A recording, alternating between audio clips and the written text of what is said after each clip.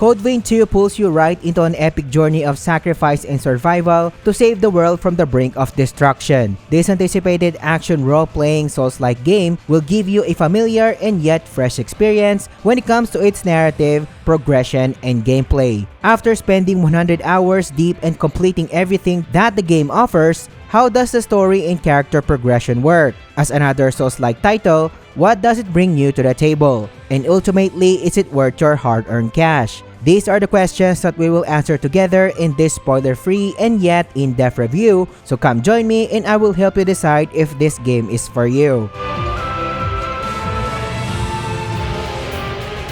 Code Vein 2 takes place in a dystopian future where humans and revenants coexist in a perilous world on the brink of collapse. Revenants are known as vampires in today's pop culture, entities with a lifespan of thousands of years instead of being immortal, and of course have a hunger for blood. Once hunted by humans in the past, the two dominant species learned to coexist to battle a threat that could bring extinction on both sides. 100 years in the past, the Revenant Society and humans joined forces to put a halt to a world-ending catastrophe known as the Resurgence, a phenomenon that cripples the world to its current ruined state while also transforming any living beings into horrors or mindless monsters that kill and roam freely in the land. While both sides manage to slow down the impending doom, a new threat lies on the horizon that imperils the world's existence once again. Code Vein 2 mirrors a familiar and yet futuristic Earth where dangers comes in many forms, such as monsters, hazardous environments,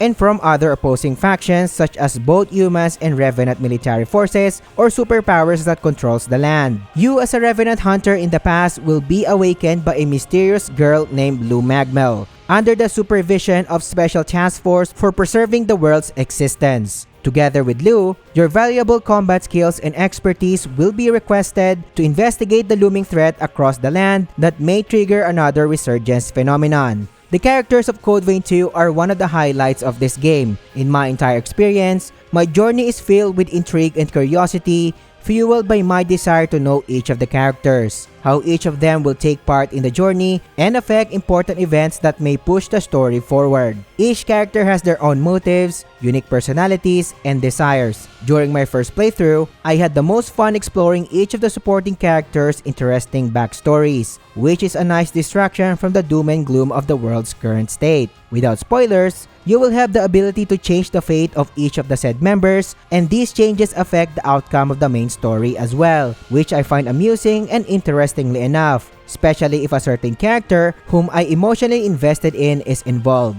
The main story pace is intact if you decide to focus on the main quest and not to explore the world on the side.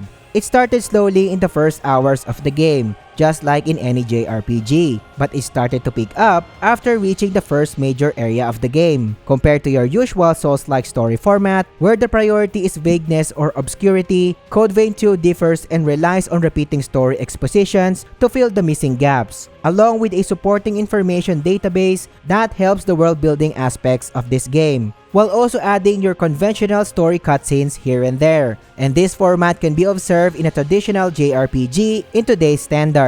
With thousands of hours of playtime spent on Souls-like and Soulsborne games, there's no doubt that I am a fan of a more of a show not tell format, where environment story is king. My traditional JRPG side also understands the direction that Code Vein 2 headed into when presenting its story, so I easily adapted to the said format, where story expositions here and there is always the norm that traditional Soulsborne fans may find a huge downside, while the story is not by any chance straightforward. So if you are looking for depth, you will have something to chew here. I find the whole narrative compelling and has its depth compared to other JRPG titles. Not too deep, but the story provided a sense of intrigue throughout my journey, which I think will satisfy a lot of people and more than enough to make you stay if you are into narrative alone. With all of the interesting characters and the premises upon which the story is built, Code Vein 2 delivers a good story that is enough to drive the experience.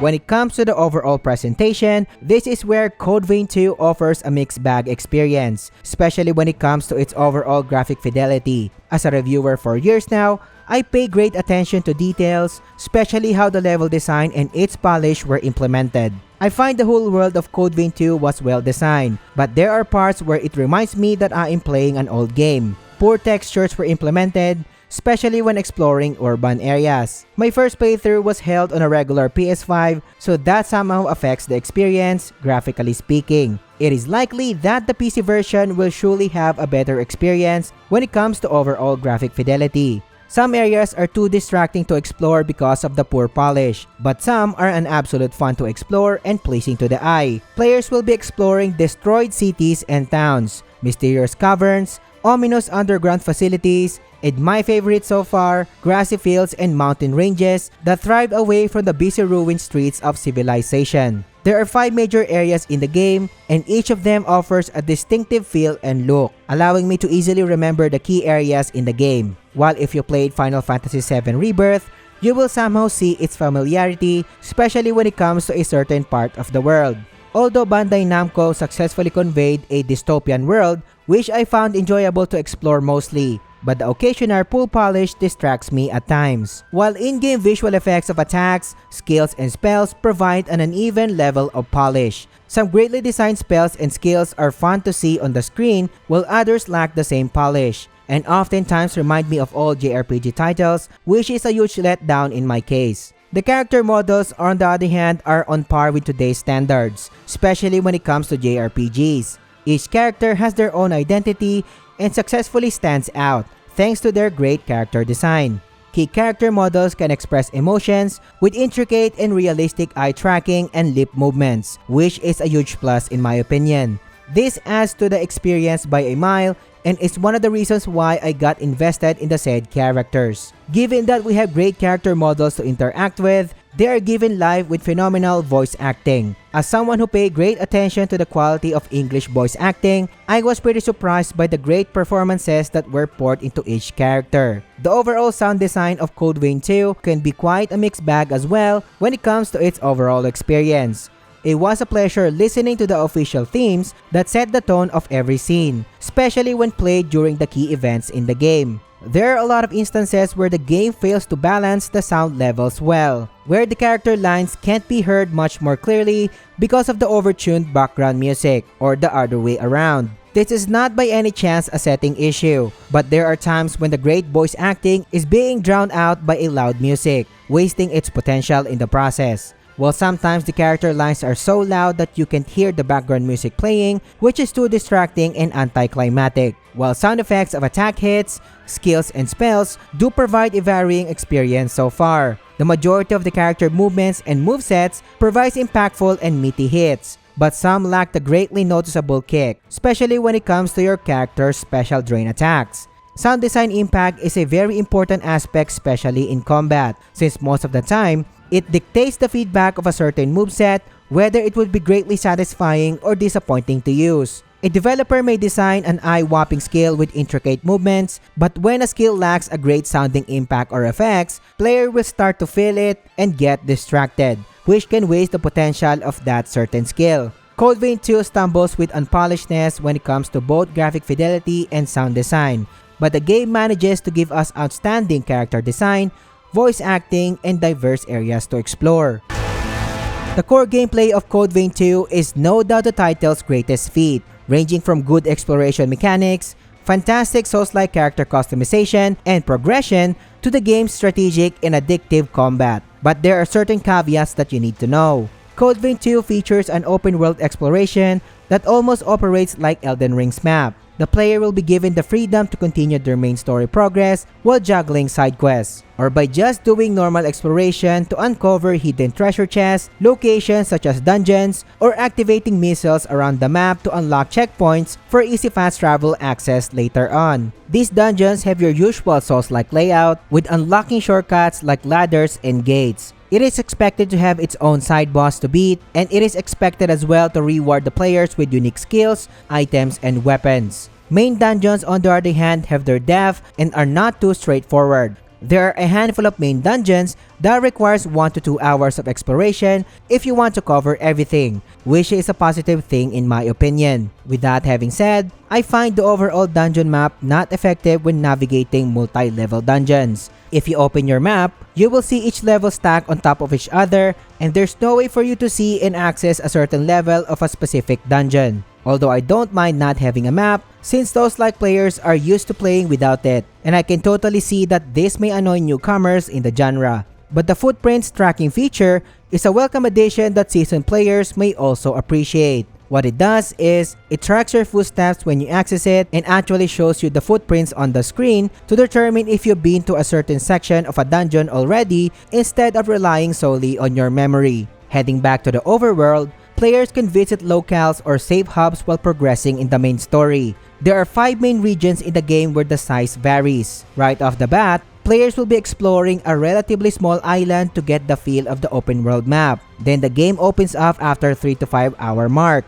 allowing players to explore the first major area in the mainland. After the first major area, you are allowed to tackle the other regions in any order of your choice, giving players a different experience on each playthrough. The general open world exploration is one of the highlights of my experience. Each of my adventures is powered by curiosity, thinking about what I could find in a certain region, or what dungeons are waiting for me to be explored, and ultimately, what rewards this location offer, resulting in an addictive loop of hunting and clearing locations to get the best items out there. And let me tell you that my OCD kicks in every time a new map is being unlocked. Not like other players who just constantly go from A to B, I literally cover every inch of the map, which gives me even more game time in fear of having to miss something. But of course, the main question that you have in mind is how huge the overall map is. Without showing you the whole map, I felt that the overall map size is comparable to Elden Ring's base map, but 20 to 30% smaller.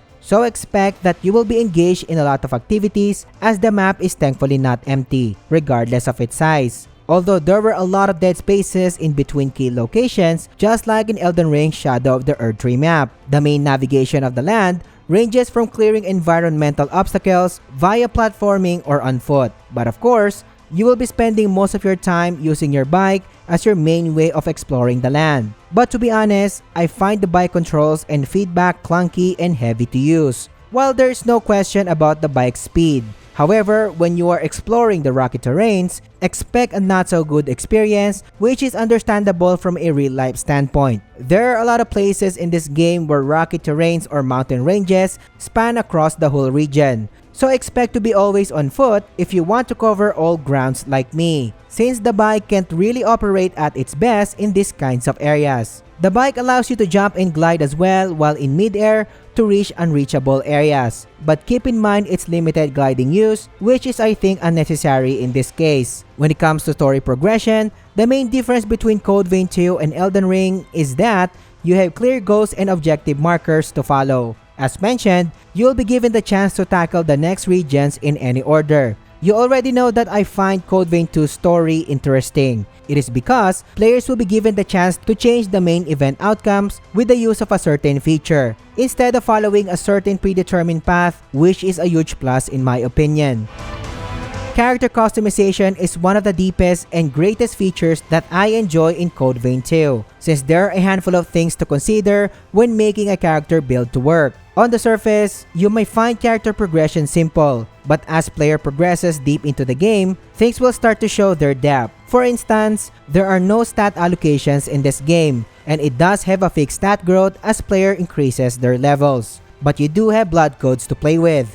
Blood codes are one of the major factors that define a build by adding the relevant main stats like strength, dexterity, mind, willpower, and so on. Not just stats, but each blood code adds different traits that provides further effects that can improve the user's capabilities. When I made this review, I had 40 plus blood codes already under my belt, and each of them can be harnessed to create builds to match different kinds of playstyle. On top of that, you do have boosters or your accessories in Code Vein 2. Just like blood codes, each booster adds raw stats or new special passives to the build. And not to mention, there are also a handful of boosters to choose from. And of course, one of the defining factors of a build is the weapons, which I also find the most interesting part of character building. You have 6 weapon types to play with. The first are one-handed swords that will allow the player to be mobile while dealing moderately fast attacks. The Unga Bunga two-handed swords and hammers that define strength builds that usually have slow attack speed,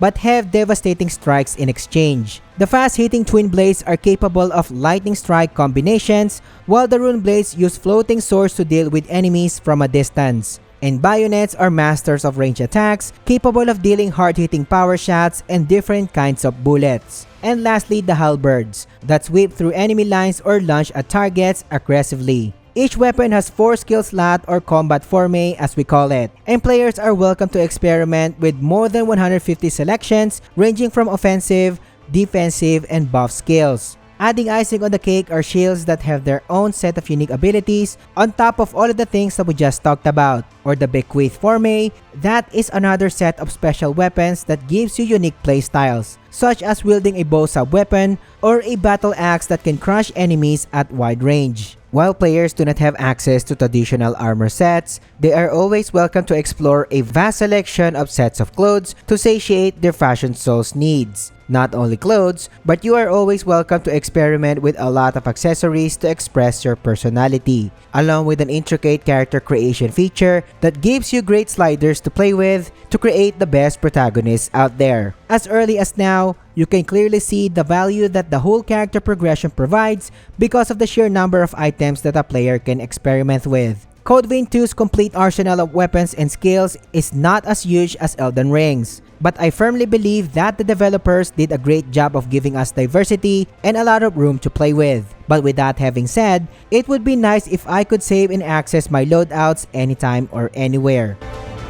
When it comes to combat, I felt that you've already seen the majority of it when it comes to implementation. Of course, expect your usual Souls-like formula, where players will learn to master stamina management, precise attacks, dodge rolls, and parry timings. But what I want to focus on is how Drain Attacks added a new layer of gameplay in Code Vein 2's combat. Players need skill points or Ichor points to perform skill and magic as usual. But for you to refill your skill points, you need to perform Drain Attacks, rather than consuming a flask to replenish them directly. Drain Attacks are usually special attacks that have long wind-up time, so you need to think of when and where to use them in combat. Overall movement feedback feels good to great, and you can feel the weight of the character when running around, jumping, or pulling attacks. Overall attack hits sometimes feel lacking because of the unevenness of the sound design levels. The partner system, on the other hand, gives you another layer of customization because your characters provide different kinds of passives and behave differently in combat. You do have the freedom to call your partners anytime in combat to help you with difficult encounters. But solo players don't need to worry, as everything in this game can be soloed, just like in a traditional Souls-like experience. There are encounters in this game that will require you to fight multiple bosses, but nothing a seasoned Souls-like player can't handle. With all the positives so far, one downside of this game is the lack of enemy variety. In the first parts of the early game, you may not notice the lack of enemy variety, but when you reach the mid to late game, it glares back at you. Not to mention that there are a lot of the same type of humanoid targets that even use the same weapon types. Each region offers different types of enemies, but you will surely notice that a lot of the same assets were used over and over. Some are reskinned to have a makeover, but once you fight them, you will notice right away that it is the same enemy from another region. The same goes from bosses in this game, especially for minor bosses. I'm not saying that there will be no repeats for major bosses, but the ones that get repeated excessively are your typical bosses inside dungeons. Not just in Code Vein 2, but Elden Ring has the same issue as well. As expected, the height of the combat can be experienced when fighting major bosses in the game, just like in other Souls-like or Soulsborne titles. And I enjoyed every major fight in this game, since each of the major bosses in this game has its unique movesets to master and weaknesses to exploit, while the 90% of bosses' attacks are well telegraphed, resulting in fair and fun combat. And not to mention that boss designs in Code Vein 2 shine as well. So clearly, the 3D modeler department paid great attention to this aspect. Speaking of boss encounters, you might be wondering how the game pans out when it comes to its overall difficulty. If I were to rate on a scale of 1 to 10, I would surely give the game a 4 out of 10 experience. But this is coming from a Soulsborne player with more than 5,000 hours of playtime with the genre, so it really depends on your experience. On top of that, you do have a generous amount of life generation charges, while your partners can revive you multiple times in combat even if you are playing in solo. There's even a character in this game that lessens the cooldowns of revive, so you do have a lot of ways to circumvent the difficulty. I beat the game without the need of level grinding with a character level of 80 while also playing in solo. The core gameplay is definitely the greatest aspect of Code Vein 2. So if you are looking for something to chew on where gameplay is the height of the experience, you might want to check out this game. Technical performance is one of the aspects that I focus on, but since I received a PlayStation 5 review copy, I will not be able to test the full performance capabilities of this game. And unfortunately, my experience when it comes to the overall game's performance was also a mixed bag. You do have two options when it comes to graphic settings. Action priority, of course, lowers the graphic fidelity, while the opposite applies to graphics priority setting. I do prioritize frame rate, so I chose the obvious setting for me. Frame rates can significantly dip on a lot of occasions, and as expected, higher frame rates can be observed in fluid gameplay in closed areas like dungeons. But when exploring the overworld, this is where the frame rate dips. Sometimes even playing in closed areas, the frame rate tanks still. While also when fighting bosses that can pull off wide area of effect attacks, this is where the great noticeable frame dips happen. As a PC owner with an RTX 4090, I always game under 4K resolution at 120 frames per second. So I am versed to see the difference between 60 FPS gameplay and 120 FPS. And there is no doubt that Code Vein 2's frame rate can reach 120 in action priority mode. There are areas in this game that let me play fluidly, which is how I wish that would be the case in the entirety of the game. There were no game-changing bugs related to NPC side quests that I encountered, or to the other main feature in the game, aside from enemies moving in a standing position, and it's hilarious when that happens, and I only encountered it once or twice. Or raindrops occasionally penetrate closed areas. But there's a silver lining to this. And of course, I am playing a review copy, and Bandai Namco will surely provide updates to lessen the said issues. And in fact, there's already an update that has been rolled out, and I noticed significant improvements already. I am very sure that PC owners will have a better experience in general when it comes to the overall performance. And that alone warrants a brand new playthrough. At this point, there is no question that Code Vein 2's replayability is one of its greatest strengths. I completed my first playthrough around 100 hours, and that involves 100% completion of side quests and map coverage. Not to mention, there are multiple endings in this game. I have almost every items, weapons, skills, and all, and I am telling you, making more character builds will even give you more hours into this. As previously mentioned, the sheer number of item combinations and trying new builds can give players a fresh experiences every time. Especially there's a new Game Plus mode waiting for players who are up for the challenge. And Code Vein 2 has a hefty price tag of a full AAA price of 70 USD. But if you are into character building and exploration, that can give you even up to 150 to 200 hours. You will simply get your money's worth. After more than 100 hours and full completion, Code Vein 2 stands as a confident, content-rich Souls-like that knows exactly where its strengths lie. It may stumble in technical polish and presentation consistency, but its core gameplay, character progression, and replayability firmly carried the experience. At its best, Code Vein 2 delivers a deeply customizable action RPG that blends Souls-like fundamentals with traditional JRPG structure. Its combat system, build diversity, and open-ended exploration creates an addictive loop that rewards curiosity, experimentation, and mastery. At its worst, uneven visual polish, sound mixing issues, and performance hiccups reminds you that this is not a perfectly refined experience. If gameplay depth, build crafting, and long-term engagement matter more to you than cutting-edge visuals or pristine performance, Code Vein 2 is absolute worth for your time and money.